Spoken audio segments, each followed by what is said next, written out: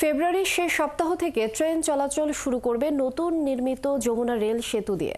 এর মধ্যে সেতু দিয়ে পরীক্ষামূলক ট্রেন চালিয়েছে রেলওয়ে। আর এই প্রকল্প আনুষ্ঠানিকভাবে শেষ ঘোষণা করা হবে 18 মার্চে। সেদিন যমুনা পাড়ের অনুষ্ঠানে যোগ দেবে জাইকা প্রধান ও রেলপথ উপদেষ্টা। এই সেতুটি চালু হলে উত্তরের কোটি মানুষের ভোগান্তি কমে যাবে বলে মনে করছে বাংলাদেশ রেলওয়ে।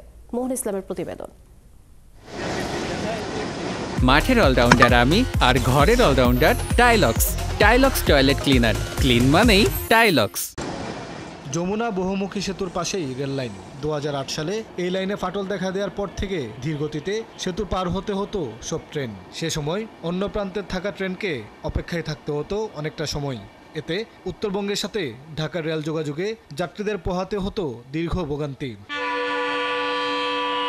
এর ধীরগতি থেকে উত্তরবঙ্গের সাথে ঢাকার রেল সেবাকে গতিশীল করতে যমুনার উপর করা হয়েছে নতুন রেল সেতু।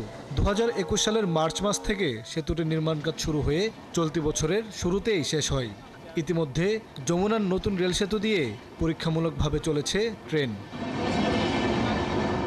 রেলপথ মন্ত্রণালয় বলছে, ফেব্রুয়ারির শেষ সপ্তাহ থেকে বাণিজ্যিকভাবে সেতু দিয়ে ট্রেন চলবে। তখন উত্তরবঙ্গের সাথে ঢাকার রেলপথ যোগাযোগে সময় লাগবে আগের চেয়ে কম।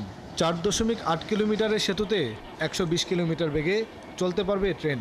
যমুনা বহুমুখী সেতু রয়েছে, সেই সেতু দিয়ে এক পাশে রেল লাইন ছিল, যেখানে পুরো মাত্র 4.8 কিলোমিটার পথ যেতে 20 মিনিটের বেশি সময় লাগতো, কারণ সেখানে তো রেল লাইন পরে সংযোজন করা হয়েছিল।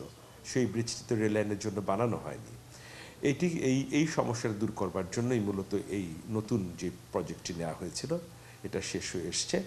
এটি উদ্বোধন আমাদের ফেব্রুয়ারি মাসের শেষের দিকে। আর মার্চের 18 তারিখ আনুষ্ঠানিকভাবে এই প্রকল্পের শেষ ঘোষণা করা হবে।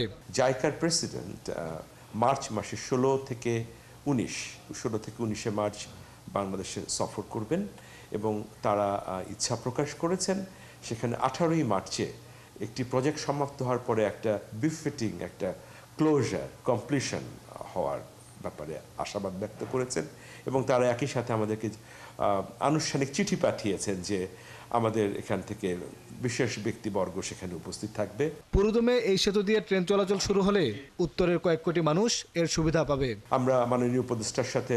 মোহন ইসলাম, 71, ঢাকা।